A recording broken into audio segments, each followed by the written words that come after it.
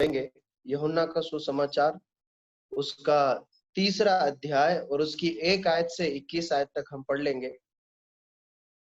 जल्दी से, बारी बारी से और जोर से, जिसे प्रभु अगुवाई करे इस भाग में से पढ़ सकते हैं। यूहन्ना 3 अध्याय उसकी 1 आयत से 21 आयत तक पढ़ लीजिए।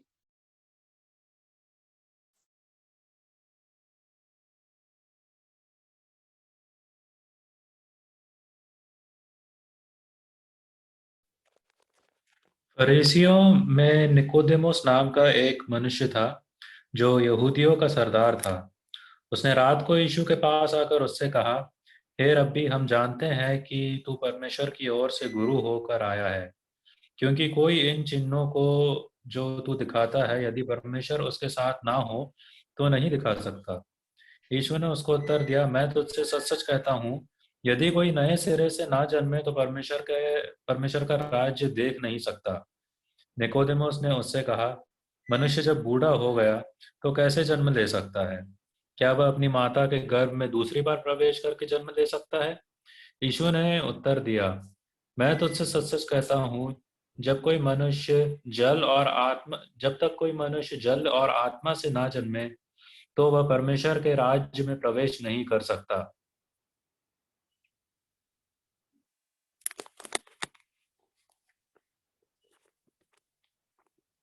क्योंकि जो शरीर से जन्मा है वह शरीर है, और जो आत्मा से जन्मा है वह आत्मा है। अचंभा ना कर कि मैंने तुझसे कहा, तुझे नए सिरे से जन्म लेना अवश्य है। हवा जिधर जाती है उधर चलती है और तू उसका शब्द सुनता है, परंतु नहीं जानता कि वह कहाँ से आती है और किधर को जाती है। जो कोई आत्मा से जन्मा है वह ऐसा ही है। निकोदेमुस ने उसको उत्तर दिया, ये बातें कैसे हो सकती है? यह सुनकर यीशु ने उससे कहा, तू तू इसराइलियों का गुरु होकर भी इन इन बातों को नहीं समझता? मैं तुझसे सच सच कहता हूँ कि मैं तुझसे सच सच कहता हूँ कि हम जो जानते हैं वह कहते हैं, और जिससे हमने देखा है उसकी गवाही देते हैं, और तुम हमारी गवाही ग्रहण नहीं करते। जब मैंने तुमसे पृथ्वी की बातें कही और तुम विश्वास नहीं करते, तो यदि मैं तुमसे स्वर्ग की बातें कहूँ तो फिर कैसे विश्वास करोगे? कोई स्वर्ग पर नहीं चढ़ा, केवल वह जो स्वर्ग से उतरा, अर्थात मनुष्य का पुत्र जो स्वर्ग में है। और जिस रीति से मूसा ने जंगल में सांप को ऊंचे पर चढ़ाया, उसी रीति से अवश्य है कि मनुष्य का पुत्र भी ऊंचे पर चढ़ाया जाए, ताकि जो कोई उस पर विश्वास करे वह अनंत जीवन पाए। क्योंकि परमेश्वर ने जगत से ऐसा प्रेम रखा कि उसने अपना इकलौता पुत्र दे दिया, ताकि जो कोई उस पर विश्वास करे वह नष्ट ना हो, परंतु अनंत जीवन पाए। परमेश्वर ने अपने पुत्र को जगत में इसलिए नहीं भेजा कि वह जगत पर दंड की आज्ञा दे, परंतु इसलिए कि जगत उसके द्वारा उद्धार पाए। जो उस पर विश्वास करता है उस पर दंड की आज्ञा नहीं होती, परंतु जो उस पर विश्वास नहीं करता वह दोषी ठहर चुका है, इसलिए कि उसने परमेश्वर के इकलौते पुत्र के नाम पर विश्वास नहीं किया। और दंड की आज्ञा का कारण यह है कि ज्योति जगत में आई और मनुष्यों ने अंधकार को ज्योति से अधिक प्रिय जाना, क्योंकि उस क्योंकि उनके काम बुरे थे। क्योंकि जो कोई बुराई करता है वह ज्योति से बैर रखता है और ज्योति के निकट नहीं आता, ऐसा ना हो कि उसके कामों पर दोष लगाया जाए। परंतु जो सत्य पर चलता है वह ज्योति के निकट आता है, ताकि उसके काम प्रकट हो और वह परमेश्वर की ओर से किए गए हैं। परमेश्वर अपने वचन के पढ़े और सुने जाने पर आशीष दे। मैं उम्मीद करता हूं कि जब आपसे कहा गया था कि इस भाग को पढ़े तो आप जरूर पढ़ के आए होंगे। और मैं आपसे ये कहना चाहता हूं कि जब भी आपको परमेश्वर के वचन पर अध्ययन मनन करने के लिए, तैयारी के लिए भाग पढ़ने को कहा जाता है, आप अवश्य पढ़े, क्योंकि परमेश्वर का वचन है जो हमारे जीवन में कार्य करता है, उसमें है सामर्थ। तो समझने के लिए बहुत आसानी हो, परमेश्वर का वचन बहुत अच्छे से हमसे बात कर पाए, इसलिए जरूरी है कि जब आपसे कहा जाए पढ़े तो आप जरूर पढ़े। जो भाग हमने पढ़ा बहुत सरल है और हमने कई बार इस भाग को पढ़ा है। 1 आयत से 21 आयत तक जिस भाग को हमने पढ़ा वो मुख्य रूप से 2 व्यक्ति की बातचीत को रिकॉर्ड किया गया परमेश्वर के वचन में। एक व्यक्ति है निकोदेमुस जी, निकोदेमुस सर हैं, और एक है प्रभु यीशु मसीह। इन दोनों की क्या बातचीत हुई आपस में, इसे यहाँ पर दर्ज किया गया है। हम एक एक आयत को पढ़ते जाएंगे और उस पर मनन करते जाएंगे। परमेश्वर इन वचनों के पढ़े जाने पर और मनन करने पर आशीष दे और हमारी सहायता करे। पहली आयत में लिखा है, फरीसियों में से निकोदेमुस नाम एक मनुष्य था जो यहूदियों का सरदार था।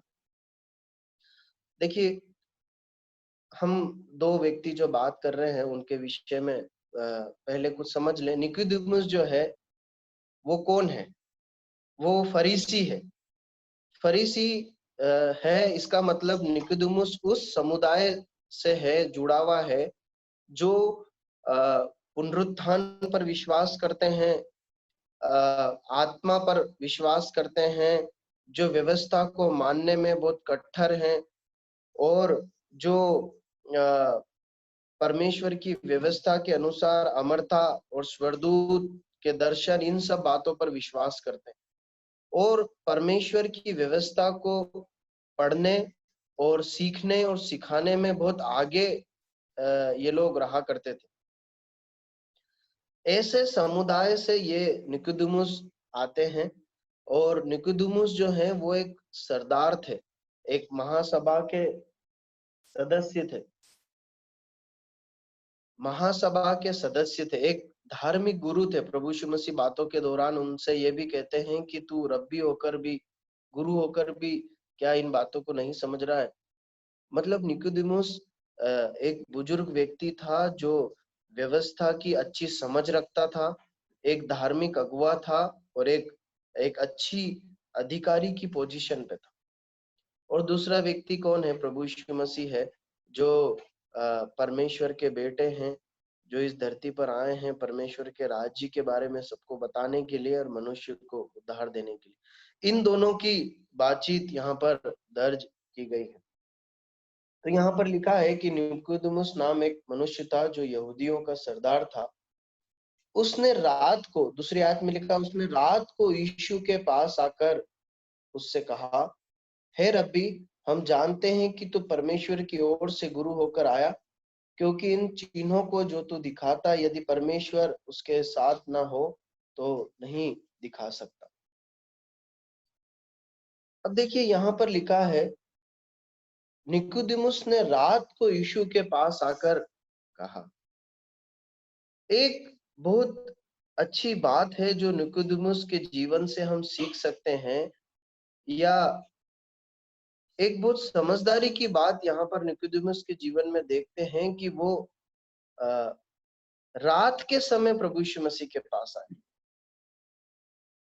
उसने एकांत चुना। वो ऐसे समय प्रभु यीशु मसीह के पास आया, या उसने ऐसे समय को प्रभु यीशु मसीह ऐसे समय को चुना जब वो और प्रभु यीशु मसीह अकेले हैं। देखिए, वो क्यों रात पे आया, इस पर बहुत सारे मत हैं बाइबल पंडितों के, लेकिन महत्वपूर्ण बात या समझदारी की बात यह है निकोदेमुस के जीवन में कि उसने ऐसा एक समय चुना जब वो और प्रभु यीशु मसीह अकेले हों और बिना किसी व्याधान के, बिना किसी भीड़ या डिस्टर्ब करने वाली कोई बात के बगैर वो प्रभु यीशु मसीह के साथ समय बिता सके। वो शायद उसके मन में कुछ प्रश्न होंगे, वो प्रभु यीशु मसीह से कुछ पूछने जानने आया होगा, जो भी कारण रहा हो, लेकिन उसने बहुत बुद्धिमानी से एक ऐसा समय चुना जब वो और प्रभु यीशु मसीह अकेले थे। प्रियो, निकोदेमुस हमें एक बात सिखाता है कि हमें प्रभु यीशु मसीह के पास एकांत में जाना बहुत जरूरी है, या हमारे जीवन में एक ऐसा समय होना चाहिए दिनचर्या में जब हम एकांत में, जब प्रभु यीशु मसीह और मैं अकेला हूं, हम समय को बिता सके। प्रियो, मैं आपसे एक बात पूछना चाहता हूं और इस भाग के माध्यम से आपको एक बार फिर याद दिलाना चाहता हूं कि हमारा ध्यान मनन कैसा चल रहा है इन दिनों। क्या हम एकांत में प्रभु यीशु मसीह के पास आते हैं? वो कब आखिरी बार समय था जब आप प्रभु यीशु मसीह के पास अकेले में बैठे हो? बहुत महत्वपूर्ण है प्रभु यीशु मसीह के शिष्यों के लिए, परमेश्वर पर विश्वास करने वाले लोगों के लिए, कि वो अकेले में जाकर परमेश्वर के वचन को पढ़ने में, प्रार्थना करने में समय बिताए। वो अपने दिनचर्या में एक ऐसा समय चुन ले या ढूंढ ले जब वो और प्रभु दोनों अकेले हों और समय बिताते हो।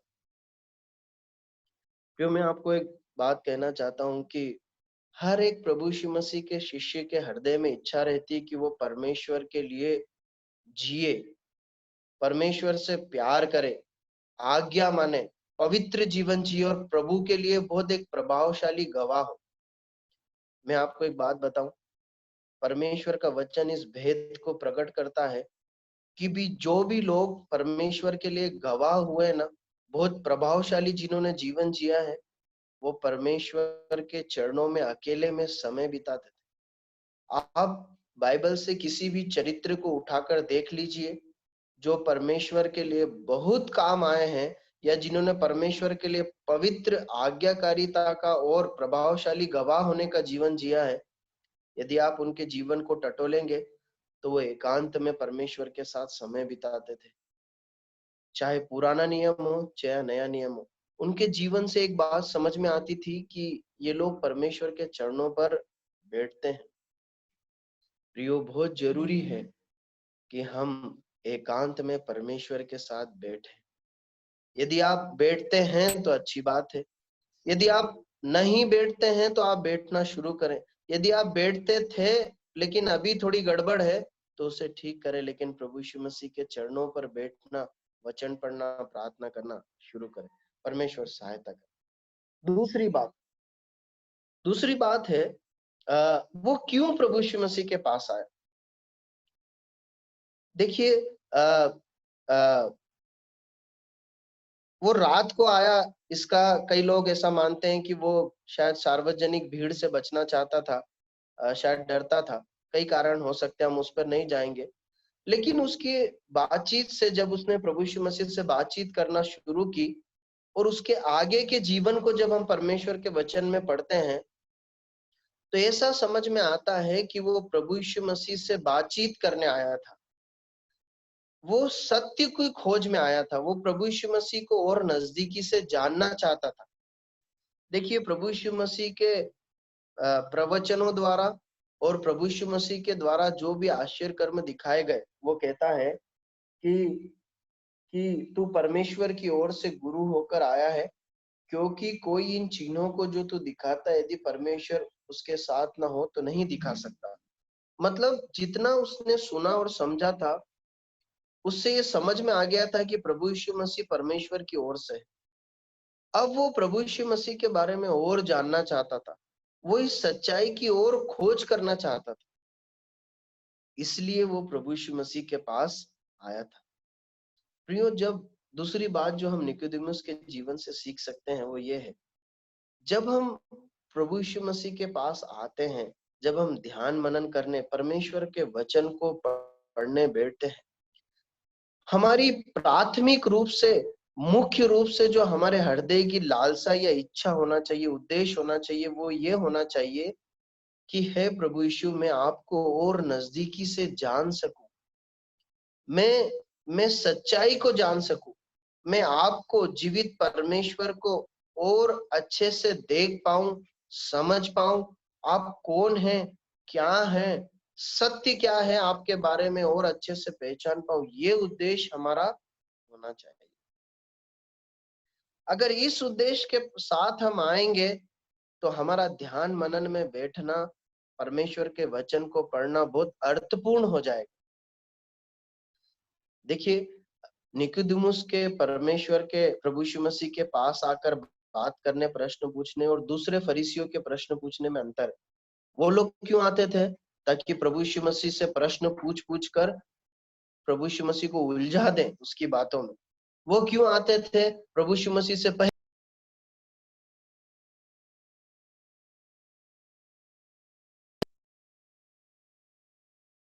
आप आवाज सुन पा रहे हैं? हाँ भैया, क्लियर है। ठीक है। वो क्यों आते थे? ताकि दूसरे फरीसी लोग क्यों आते? ताकि प्रभु यीशु मसीह को उलझा सके। लेकिन ये क्यों आया? ताकि प्रभु यीशु मसीह से बात कर सके और जान सके। प्रियो, प्रभु यीशु मसीह के पास चरणों पर आते समय एकमात्र उद्देश्य होना चाहिए, प्रभु मैं आपको और सुनने आया हूँ। मुझे कुछ सच्चाई मालूम है और सच्चाई जानने आया हूँ। मैं आपके चरणों पर आपके बातें सुनने, सत्य की खोज करने आया। एक और बात मैं कहना चाहता हूँ, आप में से कुछ लोग ऐसे हो सकते हैं जब इस संदेश को सुन रहे हैं, आपने प्रभु यीशु मसीह के बारे में थोड़ा सुना होगा। जैसे निकोदेमुस भी ज्यादा नहीं जानता था, प्रभु यीशु मसीह ने अपनी सेवा भी शुरू ही की थी, लेकिन उसने कोशिश की कि और जानूं। यदि आप प्रभु यीशु मसीह के बारे में अभी अभी जानना शुरू किए तो मैं आपसे कहना चाहता हूँ, आप और जानने के लिए कोशिश कीजिए, परमेश्वर के वचन को पढ़िए, प्रभु सहायता करे। तीसरी बात जो हम इस भाग से सीख सकते हैं, हमने पहली बात देखी, हमें एकांत में आना है प्रभु यीशु मसीह के पास वचन पढ़ने, प्रार्थना करने। दूसरी बात, हमें क्यों आना है? ताकि हम और सच्चाई को और अधिक प्रभु यीशु मसीह को जान सके। तीसरी बात जो हम यहाँ पर सीख सकते हैं इस भाग से, वो ये है, तीसरी आयत में लिखा है, यीशु ने उसको उत्तर दिया कि मैं तुझसे सच सच कहता हूं कि यदि कोई नए सिरे से न जन्मे तो परमेश्वर का राज्य देख नहीं सकता। अब देखिए, निकोदेमुस आया है, अकेले में आया है और प्रभु यीशु मसीह के बारे में जानने आया और उसने अपनी बातें शुरू की। और जब वो अपनी बात कहता है प्रभु यीशु मसीह के पास आकर, तो एक बहुत सकारात्मक या बहुत आनंदित करने वाली बात हमारे लिए है। वो ये है जो हम यहाँ सीखते हैं। यहाँ पर लिखा, यीशु ने उसको उत्तर दिया। प्रियो, परमेश्वर का वचन यहाँ पर एक सत्य और महत्वपूर्ण बात सिखाता है। वो ये है कि जब हम प्रभु यीशु मसीह के पास आते हैं ना, तो वो हमसे बातें करता है, बातें करता है। प्रभु यीशु मसीह के चरणों पर आकर जो लोग बैठते हैं, वो परमेश्वर की वाणी को, प्रभु यीशु मसीह की वाणी को सुन पाते हैं। जब हम प्रभु यीशु मसीह से कुछ कहते हैं तो बदले में प्रभु यीशु मसीह भी हमसे कहता है। ये एक महत्वपूर्ण बात है जो ये भाग हम पर प्रकट कर। प्रियो, मैं एक प्रश्न आपके सामने रखकर आगे बढ़ना चाहता हूँ। मैं आपसे ये नहीं पूछूंगा आप बाइबल पढ़ते हैं क्या। मैं जानता हूँ कि आप बाइबल पढ़ते हैं, मैं उम्मीद करता हूँ कि आप बाइबल पढ़ते हैं, लेकिन मैं आपसे पूछना चाहता हूँ, आपको याद है क्या वो समय, वो आखिरी बार कब आपने प्रभु यीशु मसीह की वाणी को सुना था, परमेश्वर के वचन को पढ़ते समय? प्रियो, परमेश्वर के वचन को पढ़ना एक रीति रिवाज नहीं है। आपको मालूम है, फरीसी लोग जिसके बारे में लिखा गया है, हम शायद कभी दिन में इतना समय बाइबल में शायद ना बिता पाए, इतना अधिक बाइबल मतलब व्यवस्था को वो पढ़ते थे, मनन करते थे और दूसरों को सिखाते थे, उन्हें कंठस्थ थी व्यवस्था। यहाँ पर बात परमेश्वर के वचन को पढ़ने से कहीं अधिक इस बात की हो रही है कि हम परमेश्वर के साथ समय बिताते समय, वचन पढ़ते समय, क्या परमेश्वर की वाणी को सुन पाते हैं? प्रियो, बहुत जरूरी है कि हमारा ध्यान मनन अर्थपूर्ण हो। वो कब होगा? जब हम परमेश्वर को वचन को पढ़ते समय उसकी वाणी को सुन पाए। और आपको मालूम है, हमारा राजा प्रभु यीशु मसीह हमसे बातचीत करता है। प्रियो, ये बहुत ही एक अद्भुत अनुभव है, ये बहुत रोमांचित कर देने वाला अनुभव है। आप में से यदि कोई नए विश्वासी है ना, मैं आपसे कहना चाहता हूँ, आप परमेश्वर के वचन को अकेले में आकर पढ़िए,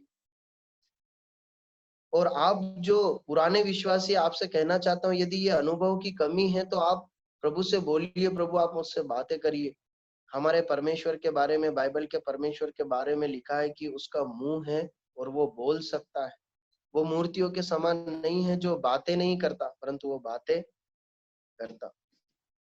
परमेश्वर सहायता करे। परमेश्वर के चरणों पर आइए। मैं आपसे व्यक्तिगत रीति से कहना चाहता हूँ, ये बहुत सामर्थ और रोमांचित कर देने वाला अनुभव है जब परमेश्वर हमसे बातें करता है ध्यान मनन से। इसको अनुभव करके देखिए।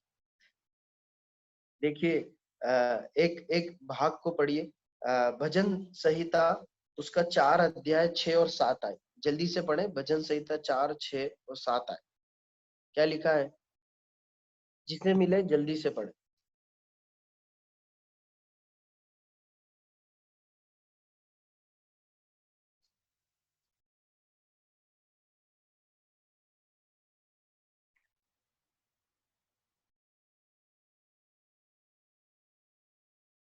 जल्दी पढ़े। मैं उन 10,000 मनुष्य से नहीं डरता जो मेरे विरुद्ध चारों ओर पंक्ति बांधे खड़े हैं। उठ हे यहोवा, हे मेरे परमेश्वर, मुझे बचा ले, क्योंकि तूने मेरे सब शत्रुओं के जबड़ों पर मारा है और तूने दुष्टों के दांत तोड़ डाले हैं। भजन संहिता 4, 6, 7 है क्या? हाँ जी, 4 का। मैं उच्च शब्द से यहोवा को पुकारता हूँ। हाँ ठीक है। नहीं नहीं, सॉरी 4 सॉरी का, सॉरी 6, 4 का, 7। सॉरी भैया, सॉरी। हाँ, 4 मैं का आपके लिए पढ़ देता हूँ। हाँ, जी। बहुत से हैं जो कहते हैं कौन हमको कुछ भलाई दिखाएगा। हे यहोवा, तू अपने मुख का प्रकाश हम पर चमका। तूने मेरे मन में उससे कहीं अधिक आनंद भर दिया है जो उनको अन्न और दाख मधु की बढ़ती से होता है।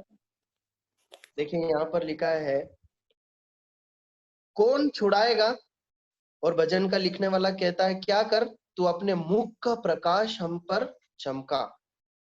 और फिर वो कहता है कि हमें उस आनंद से कहीं बढ़कर आनंद पहुंचेगा जो लूट या मतलब धन संपत्ति से होता है।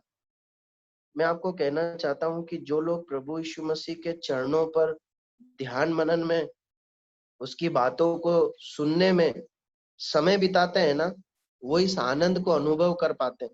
जो प्रभु यीशु मसीह के चरणों पर आकर उसके चेहरे का प्रताप देखते हैं, वो ऐसे आनंदित हो पाते हैं जैसे एक बहुत धनवान व्यक्ति आनंदित होता हो। तुलना की गई है, तुलना की गई, उससे कहीं अधिक आनंद प्रभु यीशु मसीह उस व्यक्ति को देते हैं। प्रियो, एक घटना है जब प्रभु यीशु मसीह के चेले नाव में उलझ रहे थे और वो डर गए थे।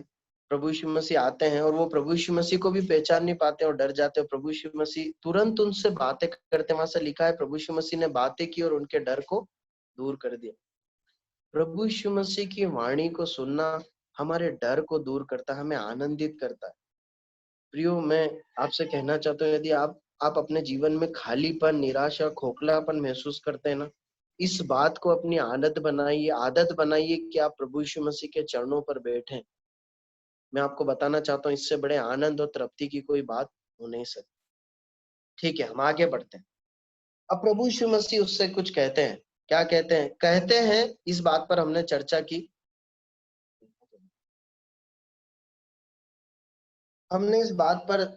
वो कहते हैं। अगली बात हम देखते हैं, सीखते हैं। प्रभु यीशु मसीह कहते हैं, क्या कहते हैं? यीशु ने उसको उत्तर दिया, मैं तुझसे सच सच कहता हूँ, यदि कोई नए सिरे से न जन्मे तो परमेश्वर का राज्य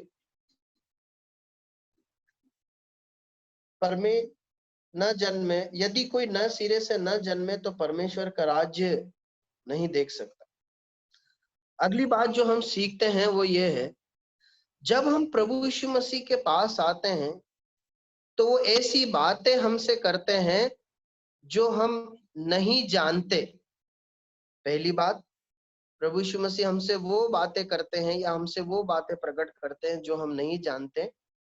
और दूसरी बात, प्रभु यीशु मसीह हम पर वो बातें प्रकट करते हैं जो वो चाहते हैं कि हम जाने या हम उसे माने या हमारे अंदर वो पाई जाए।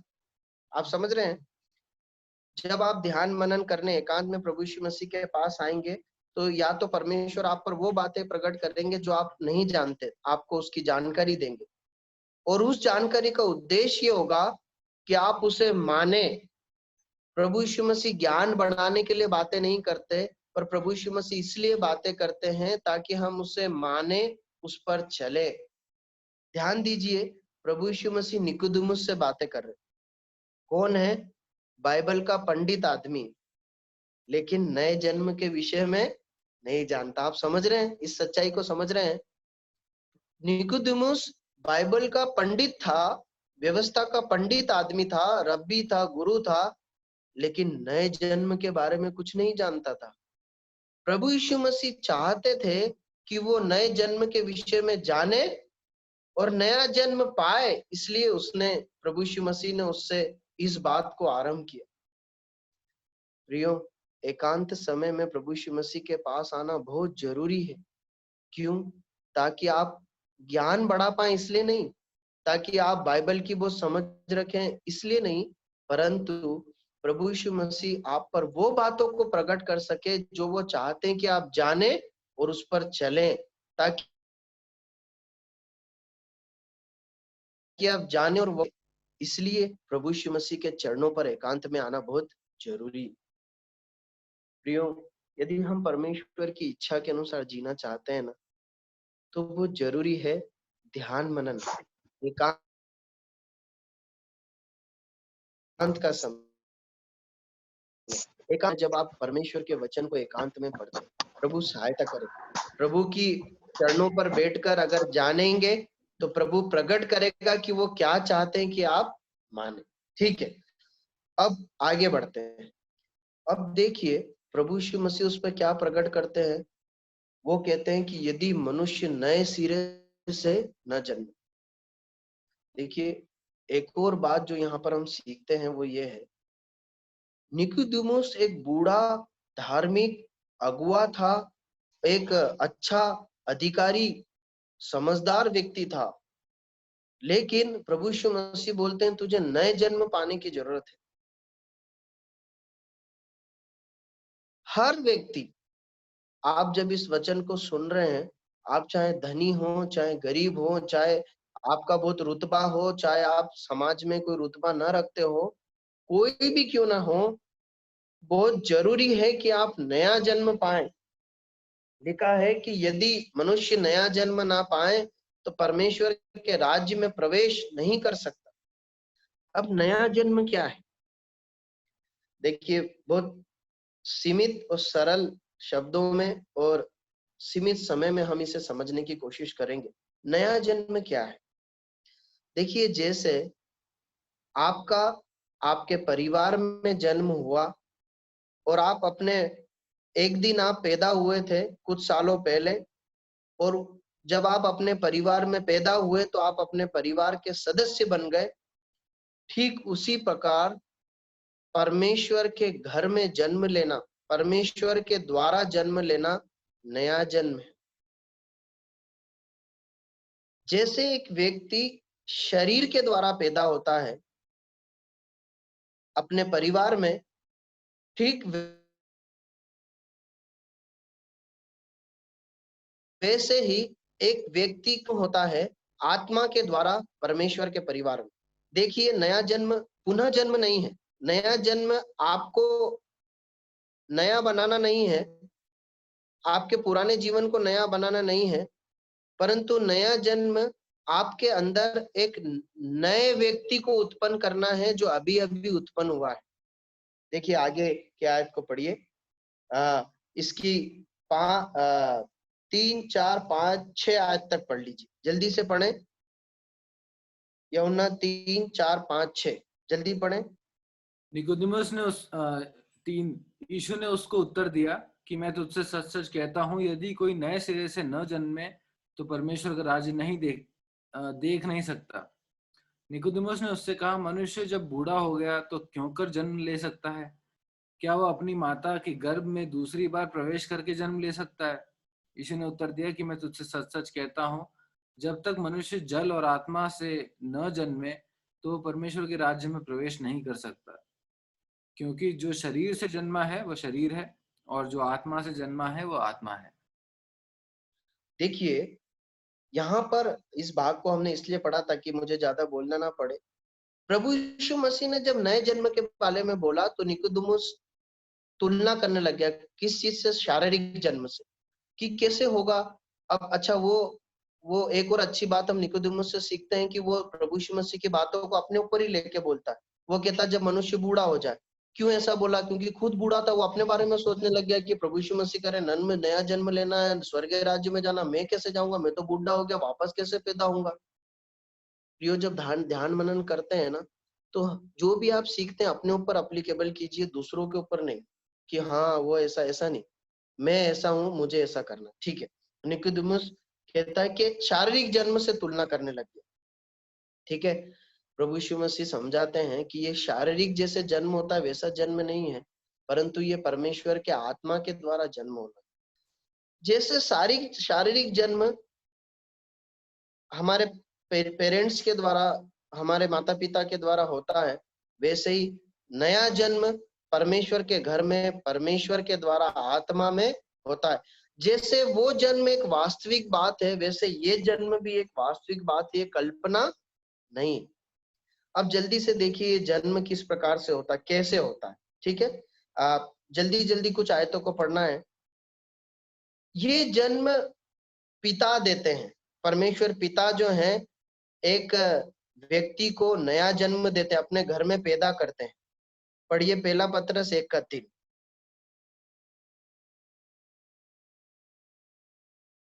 पहला पत्रस 1:3।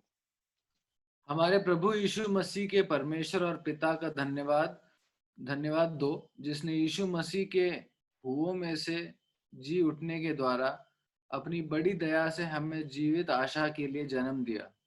हाँ, किसने जन्म दिया है? परमेश्वर पिता ने जन्म दिया है। ये नया जन्म कौन देता है? ये पिता देते हैं। ये नया व्यक्ति जो हमारे अंदर पैदा होता है, वो कौन पैदा करता है? वो पिता करते हैं। ठीक है, दूसरी बात, नया जन्म पवित्र आत्मा द्वारा होता है। तीतुस 3:4 और 5 पढ़िए। तीतुस 3:4-5। तीतुस 3:4-5। पर जब हमारे उद्धारकर्ता परमेश्वर की कृपा और मनुष्यों पर उसकी प्रीति प्रकट हुई, तो उसने हमारा उद्धार किया, और यह धर्म के कामों के कारण नहीं जो हमने आप किए, पर अपनी दया के अनुसार नए जन्म के स्नान और पवित्र आत्मा के हमें नया बनाने के द्वारा हुआ। देखिए, ये आत्मिक नया जन्म जो है परमेश्वर के आत्मा के द्वारा होता है। ठीक है, पिता जन्म देते हैं, पवित्र आत्मा द्वारा ये जन्म होता है। आप समझ रहे हैं? तीसरी बात, पहला पत्रस 1:23। प्रभु यीशु मसीह इस नए जन्म का आधार है। प्रभु यीशु मसीह द्वारा ये नया जन्म हमें प्राप्त हो जाता है। पहला पत्रस 1:23 पढ़िए। क्योंकि तुमने नाशमान नहीं पर अविनाशी बीज से परमेश्वर के जीवते और सदा ठहरने वाले वचन के द्वारा नया जन्म पाया है। ठीक है, यहाँ पर लिखा है वचन बीज के द्वारा नया जन्म पाया। अब इस भाग को समझने के लिए तुलनात्मक वचन पढ़ना पड़ेगा, इसकी तुलना मिला के पढ़ना पड़ेगा। यूहन्ना 5:39 और 40। यूहन्ना 5:39 और 40। तुम पवित्र शास्त्र में ढूंढते हो क्योंकि समझते हो कि उसमें अनंत जीवन तुम्हें मिलता है, और यह वही है जो मेरी गवाही देता है। फिर भी तुम जीवन पाने के लिए मेरे पास आना नहीं चाहते। ठीक है, अब अगर आप इन तीनों आयतों को मिलाकर पढ़ेंगे तो जो निचोड़ निकलता, जो रस निकलता, वो ये है कि वचन जो है परमेश्वर का, जो बाइबल है, वो हमें अनंत जीवन के रास्ते को बताती, और वचन जो है, वो रास्ता जो है, वो हमें प्रभु यीशु मसीह के पास पहुंचाता है। जब आप बाइबल पढ़ेंगे तो आप अनंत जीवन का मार्ग जानेंगे कि रास्ता क्या है। और रास्ता क्या है? प्रभु यीशु मसीह।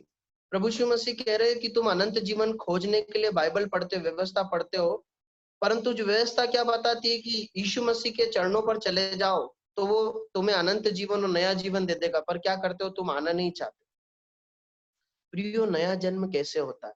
परमेश्वर पिता नए व्यक्ति को हमारे अंदर पैदा करते हैं, परमेश्वर के आत्मा के द्वारा पैदा होता है, और प्रभु यीशु मसीह और उसका बलिदान हमारे नए जीवन का आधार है। प्रभु यीशु मसीह वो नया जन्म, नया जीवन हमारे पास लेकर आते हैं।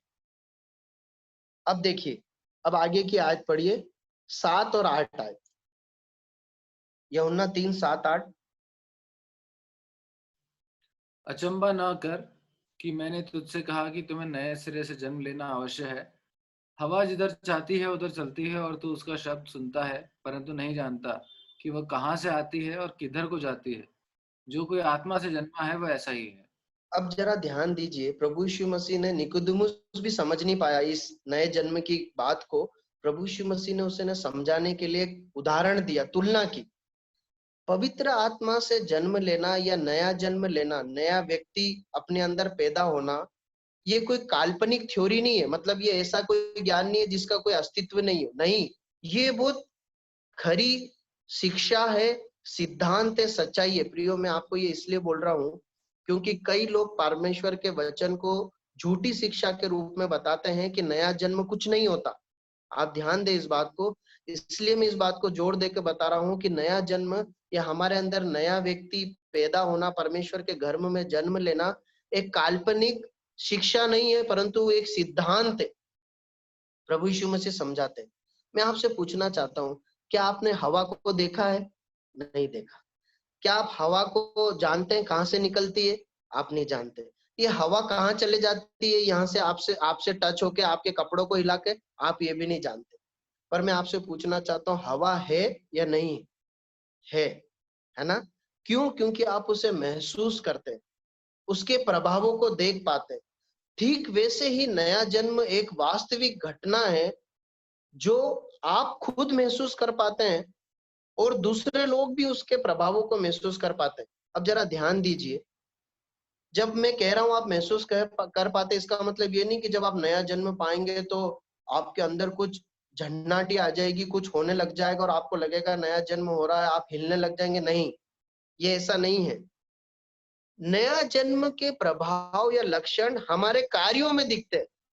जैसे जब आप पैदा हुए, जब आप बड़े होने लगे, तो आपके शक्ल, आपकी बातें, आपके कार्य, आपके माँ या बाप से या आपका कलर मैच होता है। कहीं ना कहीं आप जब देखते हैं, जब आप मेरे बच्चों को देखते हैं तो आप रिलेट कर पाते हैं कि यार ये साइलेंस भैया जैसा हरकत है सारा की। जब हम किसी और को देखते हैं, कई बार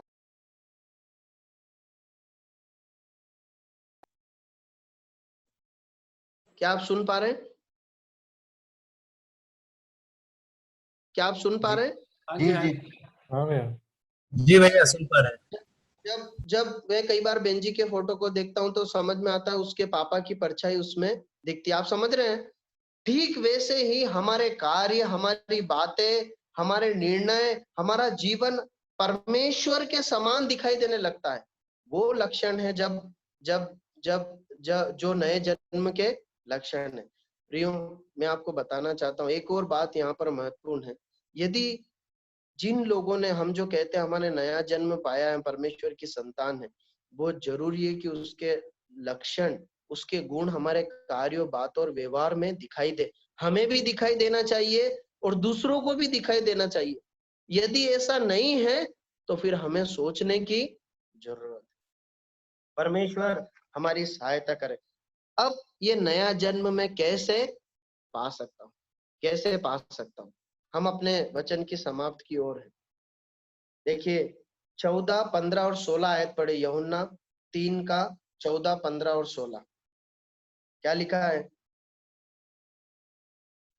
और जिस रीति से मूसा ने जंगल में सांप को ऊंचे पर चढ़ाया, उसी रीति से अवश्य है कि मनुष्य का पुत्र भी ऊंचे पर चढ़ाया जाए, ताकि जो कोई विश्वास करे उसमें अनंत जीवन पाए। क्योंकि परमेश्वर ने जगत से ऐसा प्रेम रखा कि उसने अपने इकलौता पुत्र दे दिया, ताकि जो कोई उस पर विश्वास करे वह नाश ना हो परंतु अनंत जीवन पाए। देखिए ये अनंत जीवन, ये नया जन्म आप कैसे पा सकते हैं? प्रभु यीशु मसीह पर विश्वास करके पा सकते हैं। आपको अंगीकार करना होगा कि प्रभु यीशु मसीह मेरे पापों के लिए मरे।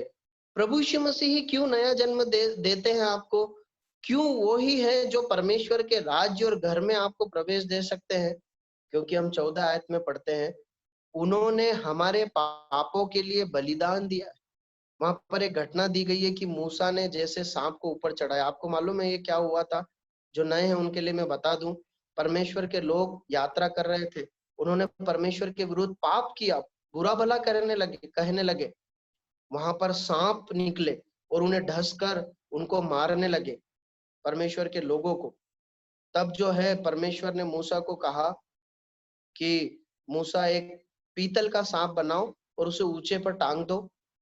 जो कोई उस पीतल के सांप को देखेगा, मैं उसे जहर से छुटकारा देकर उसे ठीक कर दूंगा। जिसने देखा वो बच गया।